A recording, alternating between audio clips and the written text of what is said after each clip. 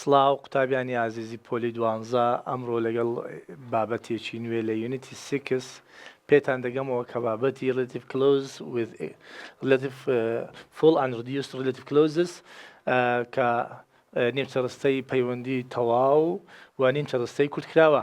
تەمان قوتابیانی ئازیز ئەو بابەتەمان بابەتێکی زۆر گرینگە و بە بەردەوامی ساڵانە زۆربەی ساڵەکان دوو نمرەی لێدێتەوە و بابەتێکی ئاسانە گەر قوتابیانی ئازیز لەلای خۆیان قورسی نەکەم بەڕاستی.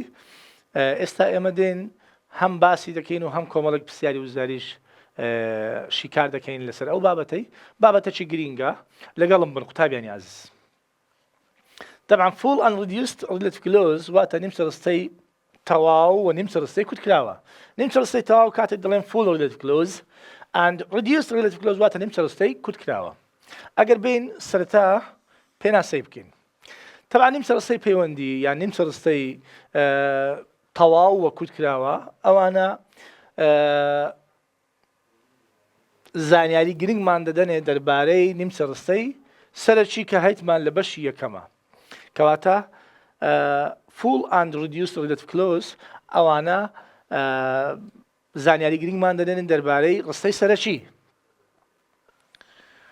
و مانای ڕستەکەش تەواو دەکەن حتمما و لە نێوان هەردوو ڕستەکەدا هەندێک relative pronounمان هەیە وەکو who, which and that دەبێ ئەو who, which و that وەکو relative pronoun بەکاربێن لە بۆ پێکبەستنەوەی دوو ڕستە. طبعا سەرەتا ئێمە دەبێ بزانین who لە بۆ چ بەکاردێ و which لە بۆ چ بەکاردێ و that لە بۆ چ بەکاردێ. who عادەتەن بۆ مرۆڤ بەکاردێ دەبێ ئاگادار بین یان بۆ کەسێک بەکاردێ. which عادەتەن بۆ شت یان ئاژەڵ بەکاردێ. بەڵام that بۆ هەردووچی هەم بۆ مرۆڤ هەم بۆ ئاژەڵ بەکاردێت یان بۆ شت بەکاردێ. کەواتە that دەتوانین لە شوێنی هەم لە شوێنی هو هەم لە شوێنی وچش بەکاری بێنین. ئۆکەی. relative pronounەکانی who, which و that ئەوانە هەرێکەوە ئاماژە دەکەن بۆ شتێک. ئەوانە کە ئاماژە دەکەن بۆ ناوێک یان بکرد ڕستەی یەکەم دەکرێت ببێتە بەرکار یان دەکرێت ببنە بەرکار یان بکەری ڕستە. و لێرەدا قوتابیانی ئازیز who, which و that کاتێک دەوری بەرکار ببینن لە نیمچەڕستەی پەیوەندی ئەوە دەتوانین لایان بدەین. تەمان هەر کاتێک who, which و that ئەگەر بوونە ئۆبجێکت لە ڕستەدا یان لە شوێنی ئۆبجێکت بەکار هاتن ئەوانە دەتوانین لایان بین. بەڵام ئەگەر who, which و that شوێنی بکەریان گرتەوە بە هیچ شێوەیەک ناتوانین لایان بین. ئێستا بە شێوێکی گشتی باسی دەکەین قوتابیانی ئازیز سیرکەن تەماشاکەن. تەمان لێرە سێ شێوازمان هەیە. full relative clause, reduced relative clause لەگەڵ can be یان could be reduced relative clause. یەکەمیان نیمچەڕستەی تەواو، دوایێ reduced نیمچەڕستەی کورتکراوە. کاتێک دەڵێن can be یان could be reduced relative clause ئەو ڕستانن کە ئێمە دەتوانین کورتیان بکەینەوە یعنی کورت نەکراونێتەوە بەڵام دەتوانین ڕیدیوسیان بکەین. ئەوە جیاوازە لەگەڵەوەی کە بڵێن reduced. could be یان can be reduced لەگەڵ could be reduced کاتێک دەڵێن reduced جیاوازن ئەوانە بێکەوە بەڕاستی. دەبێ زۆر وریابن قوتابیانی خۆشەویست تەماشاکەن. ئەگەر بین طبعا ئێمە هەتا نینە سەر نمونونەکان ئێوە ناتوانن بەباشی تێبگەن. تەماشاکەن. In this question, in this example, we have two sentences and join them by which. طبعا ئەمە دوو ڕستەمان هەیە لێرە. هەر دوو ڕستەکە پێک بەسراونێتەوە بە which. کاتێک بە which ئەو دوو ڕستەیە پێک بەسراونێتەوە دەبێت سیرکەین تەماشاکە بزانین چۆن پێک بەسراونێتەوە. These are the new computers. ئەوانە ئەو کۆمپیوتەرە نوێیانن. Which are going to replace the old ones. ئەوانە لە شوێنی کۆنەکان دانراون. ئەلێرە ئەو وچە شوێنی چی گرتەوە خۆی لە بنەڕەتدا قوتابیانی ئازیز تەماشاکەن. ئەگەر ئێمە سیرکەین قوتابیانی خۆشەویست ئەگەر ئێمە سیرکەین ئەلێرە ئەو وچە لە شوێنی چ بەکار هاتیە لە شوێنی they یعنی ئەلێرە ئەوە لە شوێنی وچەکە theyمان هەبووە کە بوتە they are going to replace the old ones کەواتە theyەکەی لابردی یەکسەر چی لە شوێنی دانایە وچی لە شوێنی دانایە کەواتە لەو ڕستەی ئەمە دەتوانین بڵێن چی which شوێنی چی گرتەوە شوێنی سەبجەکتی گرتەوە. هەر کاتێک who, which and that شوێنی subject بگرتەوە کەواتە ڕاستەوخۆ they followed by verb یەکسەر چیان لە دوودێ قوتابیانی خۆشەویست verbiان لە دوودێ ها تەماشاکەن یەکسەر ئەوانە چیان لە دوودێ کەواتە ئێستا ئەلێرە خۆی لە بنەڕدا ئەمە theyمان هەیە کە لە شوێنی they are going to replace the old ones ئەگەر ئەو theyمان لابرد ئەگەر ئەو theyمان لابرد وچمان لە شوێنیدانە کەواتە ڕاستەخۆ لە دووی چ هاتیە verb هاتیە هەر کاتێک لە دوای who which و that verb هات ئەلەو حاڵەتی ئەمە دەڵێن who which و thatەکە شوێنی subjecتی گرتەوە that's why we should say it's a full relative clause ئەمە دەبی بڵێن لێرە بڵێن ئەوە ڕستەیەکی تەواوە یان نیمچە ڕستەی تەواوە full relative clause ئەوەیان fullە Can we lift out which? Can we delete? Can we cancel which? No. ئێستا ئێمە دەتوانین لێرە وچەکەی لابین نەخێر بە هیچ شێوەیەک ناتوانین لابین لەبەرەوەی شوێنی سەبجەکتی گرتەوە چۆن ناتوانین لابین کەواتە ڕستەکە چی لێ دێتە these are the new computers are going to replace the old ones چۆن دەبێ ئەو ڕستەی دووەمیان بەبێ سەبجەکت بێ نابێ کەواتە ئێمە ئەلێرە قوتابیانی خۆشەویست ئەو وچە لە شوێنی سەبجەکتماندانە لەبەر هەندێک ئێمە دەی بڵێن full relative clause و ئەوە مواسەفاتی چیە لەگەڵ بابەتەکانی تر ئەلێرە بە هیچ شێوەیەک ئێمە ناتوانین who which و thatەکە لا ببین باشە what about example 2 right these are the new computers which the manager bought last month ئەو کۆمپیوتەرە نوێیانن کە بەڕێوەبەرەکە مانجی ڕابردوو کڕی باشە ئەو وچە لۆچی لێرە دانرایە و بۆچی بەکاردێ کەماشاکە قوتابیانی عزیز these are the new computers the manager bought ئەلێرە شتێک هەیە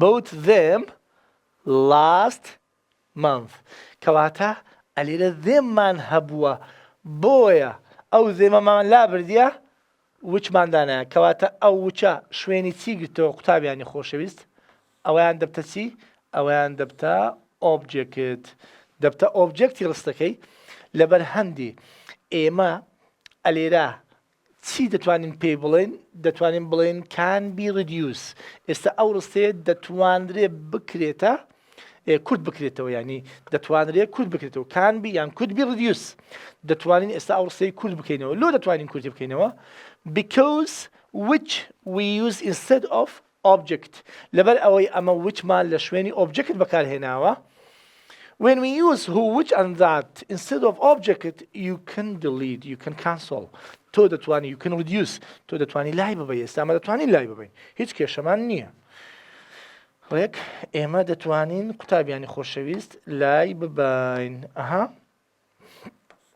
بە ئەوانە ڕەش بکەینەوە چکە ئێستا تەڵەبە تێگەیشتن دەزانن ئێستا ئێمە مەبەستمان چییە قوتابیانی عزیز ئەوە سەبارەت بە بابەتی یەکەم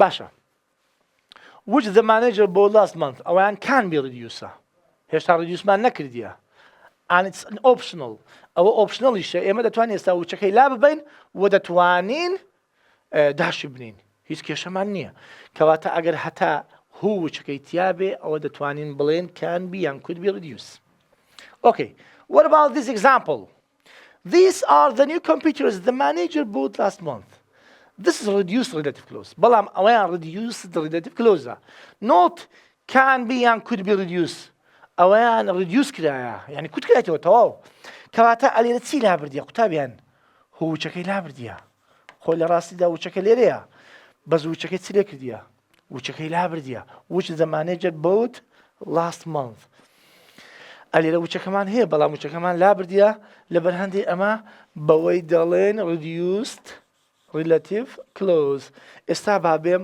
هەستێکتان بە جوانی تێبگەێنم کە ئەوە this is my target ئەوە تارگێتی سەرەکی ئێمەیە تەماشاکەن یەکەم زار ئێمە full relative clause مان هەیە لەبەر چی پێی دەڵێن full لەبەر ئەوەی ڕستەکە بە هووچ ئەندات مانای تەواو بووە ئەوە یەک و هووچ و ذات لە شوێنی سەبجەکت بەکارهاتون چۆن دەزانین لە شوێنی سەبجەکت بەکارهاتون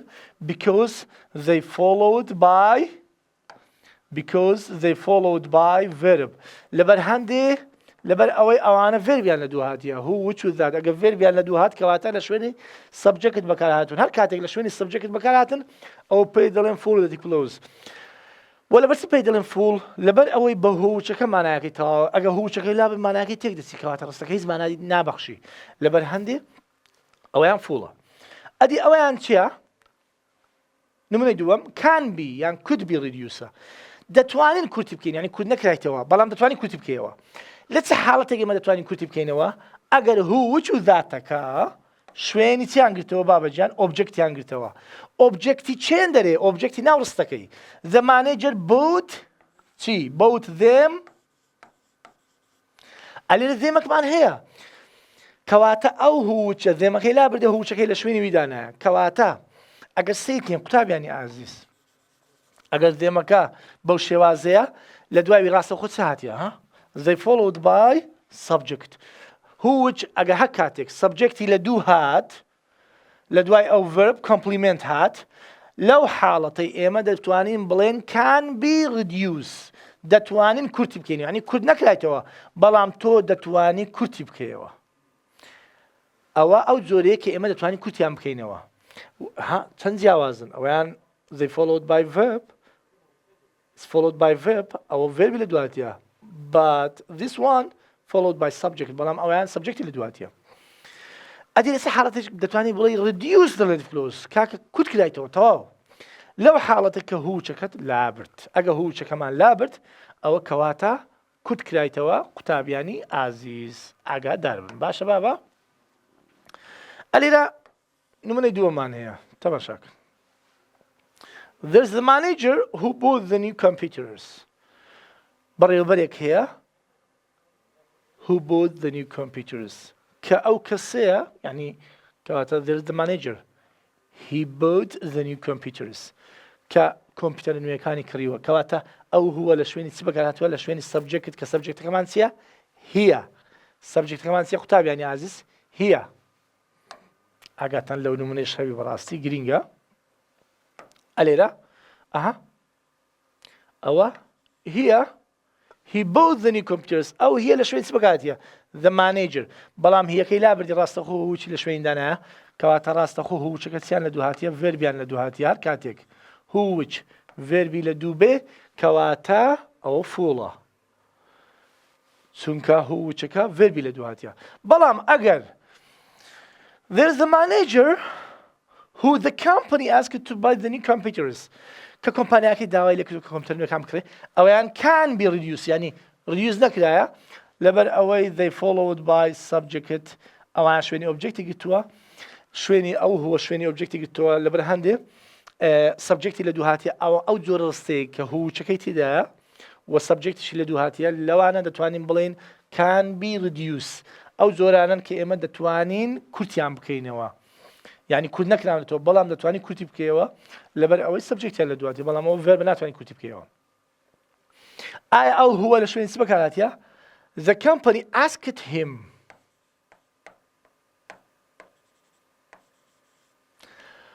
کە کۆمپانیاکە داوای لە ئەو کردووە بۆ ئەوەی کۆمپیوتەر نوێیەکان بکڕێ لەبەر هەندێ ئەوە ئۆبجەکتە مادام هیمەکە ئۆبجەکتە لە شوێنیوی یەکسەر هووی دانایە ئەوە هووەکەش relative pronoun ئاگاتان لێبێ ئەدی لە ڕستەی سێم reduced relative clause there is the manager the company asked to buy the new computers بەڕێوەبەرێک هەیە کە کۆمپانیاکە داوای لێ کردو بۆی کۆمپیوتەر نوێیەکان بکڕێ قوتابیانی ئازیز لێرە هیچ مانای تێک نەچوو هووەکەی لابرد کەواتە ئەگە هووەکەمان لابرد هووچمان نەبوو ئەو جۆرانە چیان پێ دەڵێن پێیان دەڵێن reduced relative clause نیمچە ڕستەی پەیوەندی کوت کراوە کەواتە ئێستا ئەوە کوت کرایتەوە لەبەر ئەوەی هووچ و ذاتمان نەماوە لەبەر هەندێ بابەتەکی گرینگە زۆر وریابن قوتابیانی ئازیز ئەوە تەبعاً ئەو شەش نمونەی کە وەرمانگرت ئازیزان زۆر گرینگە وریابن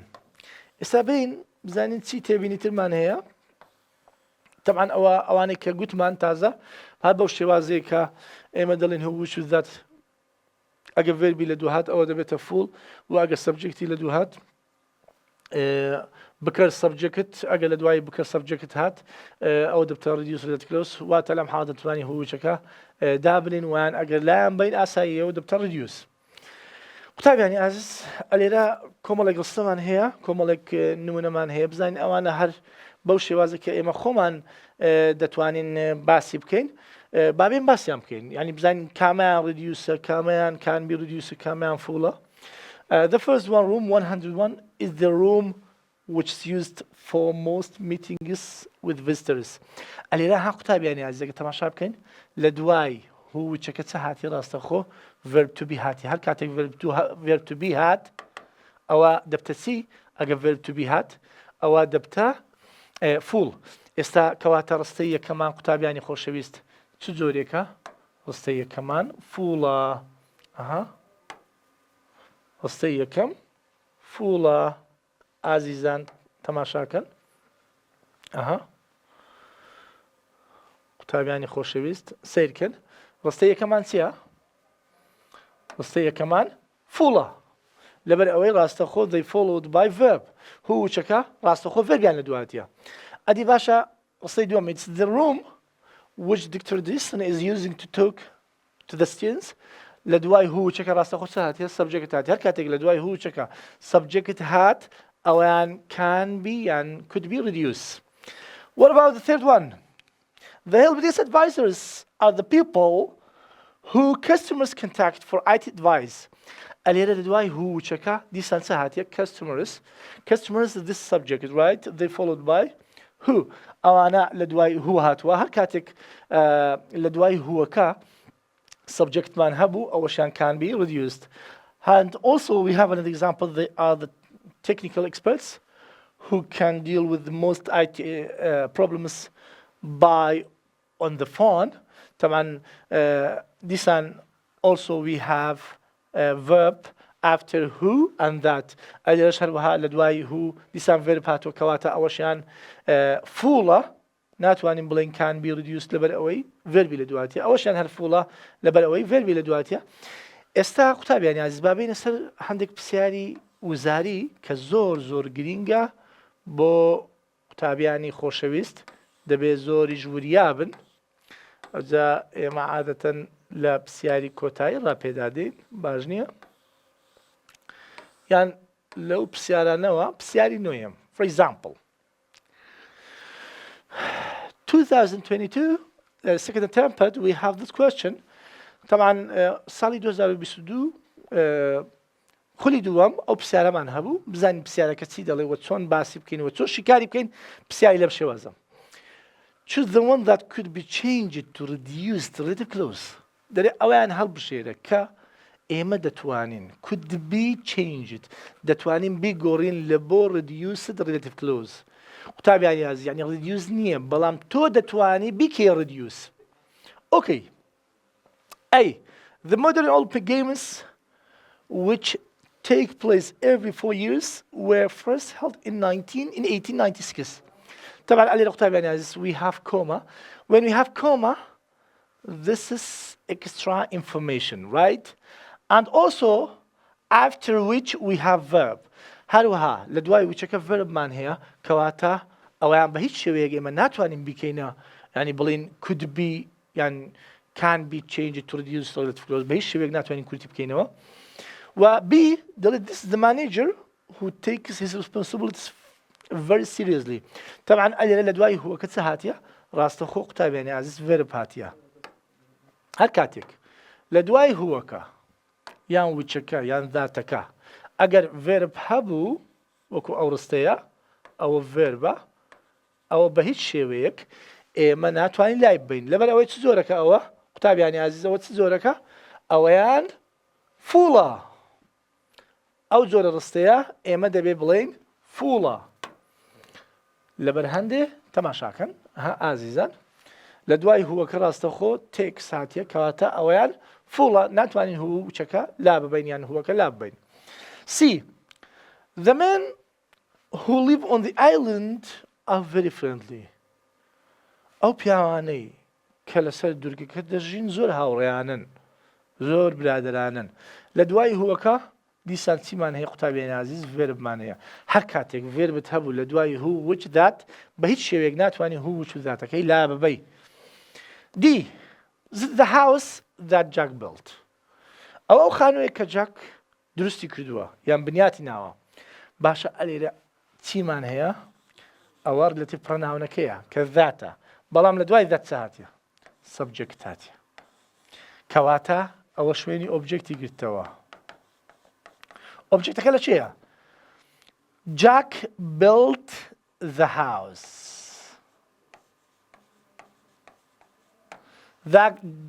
Jack built the house ئەو هاوسە تەمان ئەوایە ڕستەکە بەڵام هاوسەکەی لابردیە لەبەر هەندێ یەکسەر ذاتی دانایە کە ذاتیشی دانا قوتابیانی ئازیز هەر کاتێک ئێمە ذاتماندا هەبوو و ذاتەکە followed by subject و subjecتی لە دوو هاتبوو ئەو زۆرەیان دەتوانین بڵێن could be changed to reduced relative clause ئێمە دەتوانین ئێستا عالی عازر ئەوە لا ببین ئاگادار بن کەواتە وەڵامی ڕاستمان دیە.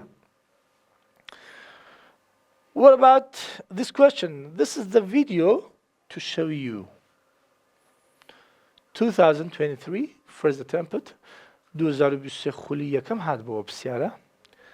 This is the video to show you which I wanted يعني that I wanted طبعا لەبۆ ڤیدیۆ شتێکی بێجیانە that which هەردووشی بەکاردێ هیچ کێشەی نییە ئێستاوانە and I wanted ئەدی دەتوانێت ڕیدیوز بکرێت کاتێک لە دوای who which with that subject هات وەکو I بەڵێ دەتوانین ڕیدیوسی کەین لەبەر هەندێ all of them کەواتە دی وەڵامی ڕاستە ئەگەر یەکەم دابنین دەبتە چ زۆرێک can be reduced ئەدی ئەگە بڵێن that I wanted to show you دیسان can be reduced ئەدی ئەگە بڵێن I wanted to show you ئەوەیان reduced relative clause لەبەر هەندێ all of them are correct هەمیان ڕاستن ئەوانە هەمیان ڕاستن. What about this one? Which one cannot be changed to reduced relative clause? کام لەو ڕستانەوە 2023 خولی دوم هات بۆ پرسیارە ئاگادار بن. کام لەو ڕستانە ئێمە ناتوانین بە هیچ شوەیەک بگۆڕین لە بۆ reduced relative clause چ جۆرێک ناتوانین بیگۆڕین لە بۆ reduced relative clause full هەر کاتێک ڕستەکەمان full بێ بە هیچ شێوەیەک ئێمە ناتوانین بیگۆڕین reduce کەین. بزانین which one? He's the man that we met at the conference. تەماشاکەن لە دوای that چ هاتیە subject هاتیە کەواتە ئەویان دەتوانین بگۆڕین بەڵێ it can be reduced relative clause ئەویان دەتوانین بیگۆڕین دەڵێ ناتوانین بیگۆڕین بەڵام ئەمە ئەویان دەتوانین بگۆڕین لەبەر ئەوەی لە دوای relative pronounەکەی کە ذاتە subject هاتیە ئەدی ئەلێرە دیسان subject هاتیە کەواتە دەتوانین ئەوەش بگۆڕین. What about this one? ئەوجارە هومان هەیە visited یەکسەر ڤێربی لە دوو هاتیە ها ئەو ڤێربە ئەو past ڤێربە ڤێربێکی پاستە ڤێربێکی ڕابردووە لە دوای the woman طبعا مرۆڤە هوو بەکارهاتیە بەڵێ visited they followed by verb and we use who instead of subject هو کەشمان لە شوێنی subject بەکارهێنایە لەبەر هەندێک ئەوە قوتابیانی عەزیزەوەیان ڤێربە و مادام هەر کاتێک who which with that ڤێربی لە دوو هات ئەوەیان فوڵە cannot be changed to reduced relative clause یەک فوڵە دووش بە هیچ شێوەیەک من ناتوانم بیکەمە reduced relative clause. ئەدی باشە دی she read all the books which she bought from the bookshop ئەها لە دوای which ساتیە دیسان subject هاتیە هەر کاتێک subjectمان هەبوو لە دوای who which with that بەڵێ ئەوەش دەتوانم لای ببەم لەبەر هەندێ ئەویان وەڵامی ڕاستنیە کەواتە سی وەڵامە ڕاستەکەی لەبەر ئەوەی تۆ ڤێربت هەیە لە دوای هوو و ذات و بە هیچ شێوەیەک cannot be reduced relative clause ناتوانین بیکەینە reduced relative clause بە هیچ شێوەیەک. ئەو سەبارەت بەو پرسیارەش قوتابیانی ئازیز ئەگە سەیر بکەین هەندێک پرسیاری ترشمان هەیە. ئاها خۆشەویستان تەماشاکە. اوكي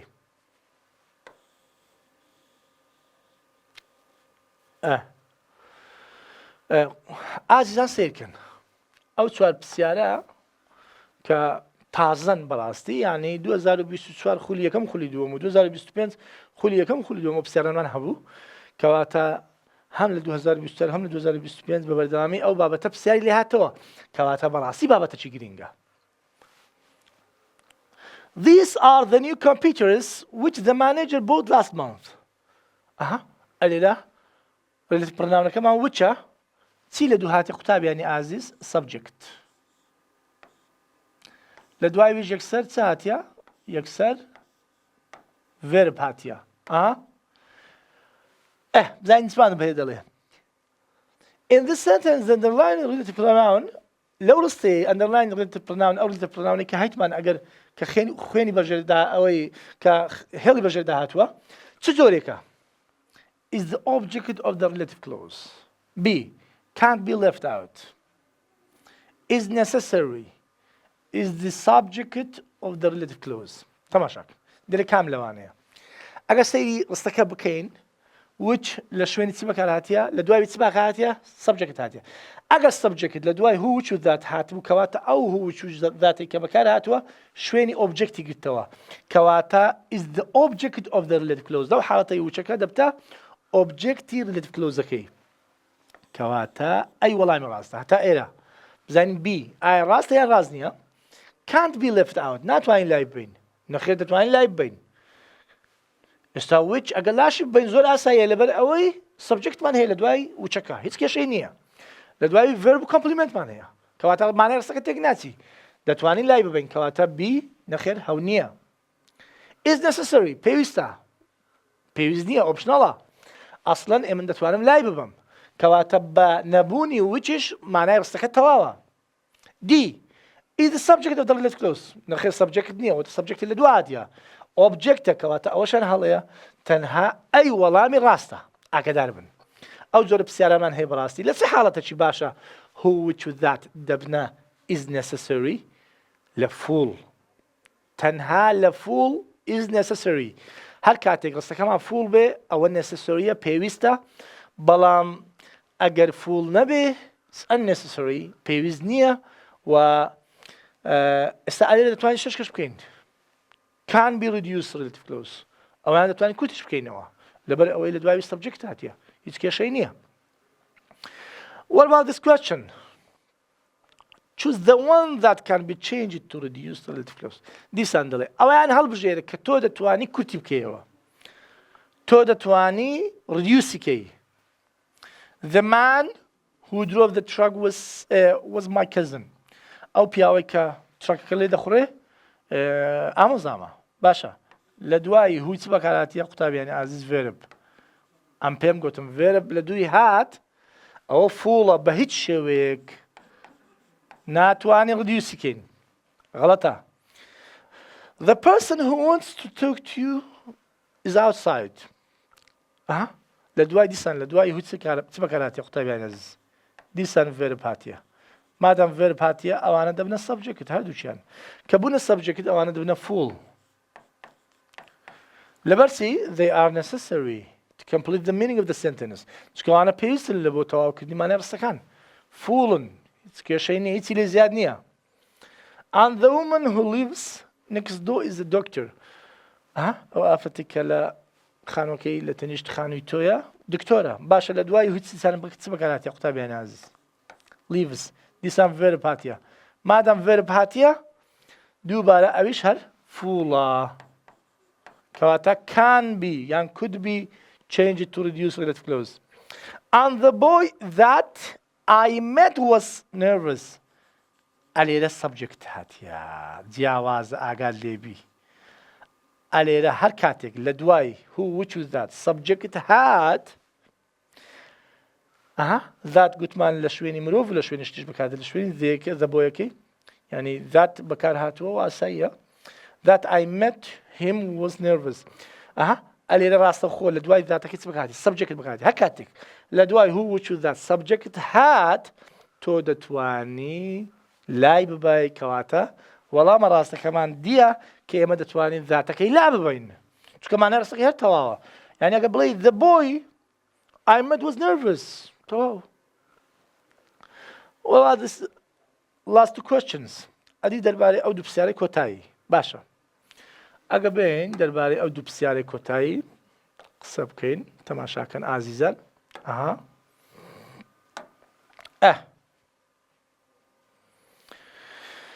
This question, a receptionist is a person أو طبعا صالي بار هاد بو خولي يكم وشان خولي دومان بو. A receptionist is a person who visitors to the company first met. دەرێ ئەو کەسێک کە کارمەندی پێشوازی کەرە ئەو کەسێک کە سەردانی کارەکان لە بۆ کۆمپانیا یەکەم جار ئەو دەتوانن ببینن. باشە.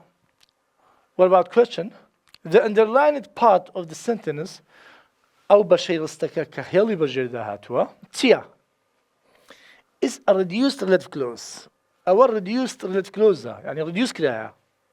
كان reduce كرايا. أصلاً أجر reduce كرايا باي ندا باي هو تدابي. إيوه هما نه كاكا. كواتا reduce نكرايا.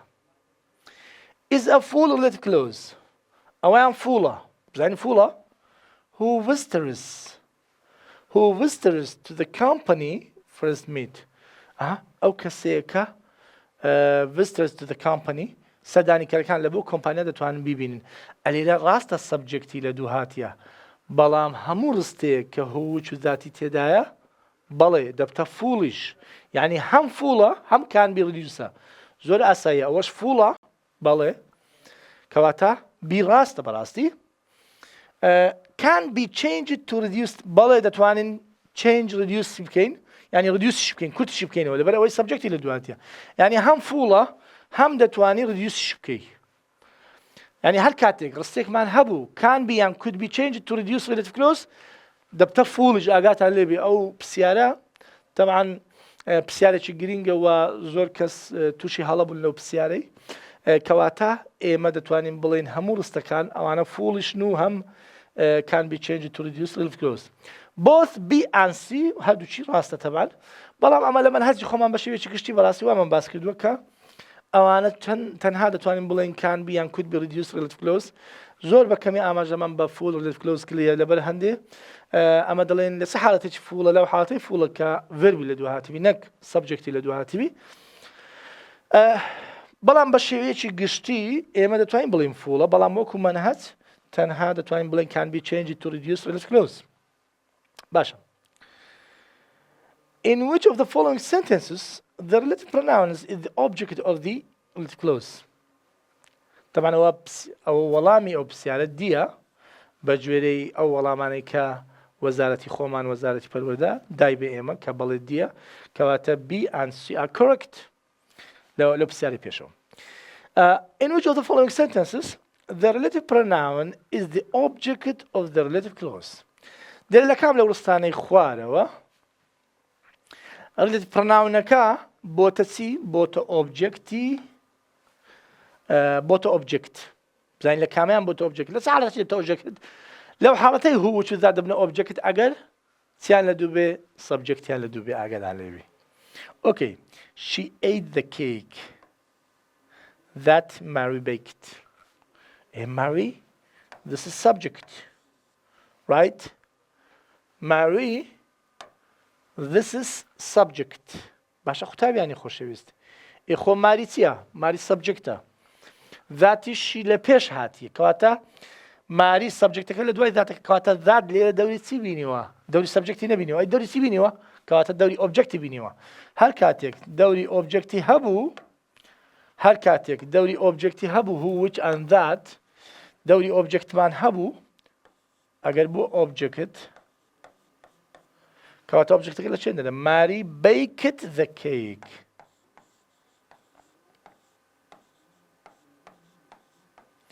باشە ئەو the cake لامان بردیە ذاتمان لە شوێنی دانایە لەبەر هەندێک ئەمە دەتوانین بڵێن ذات شوێنی ئۆبجەکتی گرتەوە ئەوەش پێمان دەڵێ کام relative pronoun شوێنی ئۆبجەکتی گرتەوە ئەمەش دەڵێن ذات کەواتە وەڵامی ئەی زۆر ڕاستە و بەو شێوەش دەتوانین بیناسینەوە کە بڵێن سەبجەکتی لە دوو هاتیە کاکە لە دوای هو چ ذات سەبجەکت هاتیە What about two?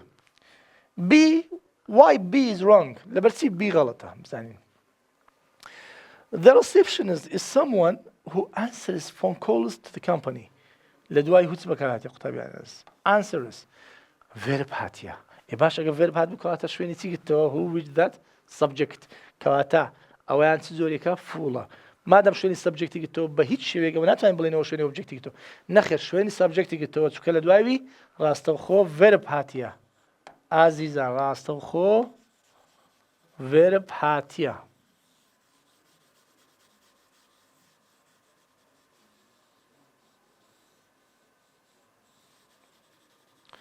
بە ئەوانە ڕشکەینەوە تەماشاکەن ڕاستەوخۆ لە دوای هووەکە چە هاتیە ئازیزان ڤێرب هاتیە مادام ڤێرب هاتیە کەواتە ئەوە شوێنی سەبجەکتی گرتەوە وەرەبا C The engineer that designed the bridge is highly respected باشە ذاتمان هەیە وەکو object pronoun باشە ئەو ذاتە چی لە دوو هاتیە ڤێربی لە دوو هاتیە دیسان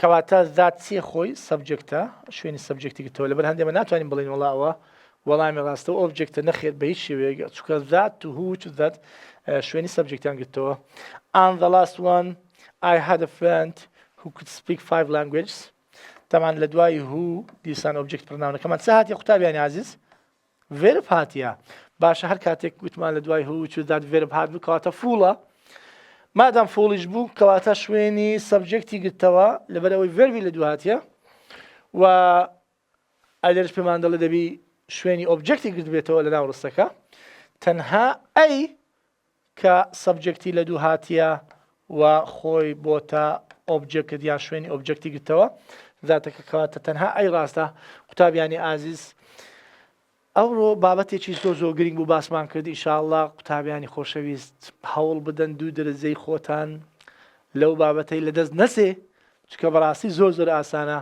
تەنها سێ شێوازمان هەیە full can be and could be reduced relative clause لەگەڵ reduced relative clause فوڵەکە چییە قوتابیانی ئازیز گوتمان who which that followed by verb ڤێربیان لە دوو هاتیە who which ذاتەکە ئەدی can be reduced یان could be reduced چییە ئەوەیان سەبجەکتی لە دوو هاتیە ئاگاتان لێبی کەواتە شوێنی ئۆبجێکتیان گرتەوە ئەدی ئەوەی کە پێی دەڵێن reduced relative clause کوت کرایتەوە ینی نەک بڵێ can be دەکرێ کوت بکرێتەوە نەخێر کوت کراوەتەوە ئەویان بە هیچ شێوەیەک هوچ و ذاتی تێدا نییە زۆر بەڕوونی دیارە کە دوو ڕستەمانەیە سەبجەکت ڤێرب کەمپلیمنتە هەموو شتێکی خۆیان هەیە بەس تەنها هوچ و ذاتی تێدا نییە ئەوە سەبات بە بابەتی ئەو ڕۆمان بەوریاییەوە لە پرسیارەکانی وزاری جواب بدەنەوە دڵنیام هەڵە ناکەن ئینشاءڵڵا بە هیوای سەرکەوتن بۆ گشت لایەکتان تاوەکو لە بابەتێکی نوێ لە پۆلی 12 بەیەکتری دەگەینەوە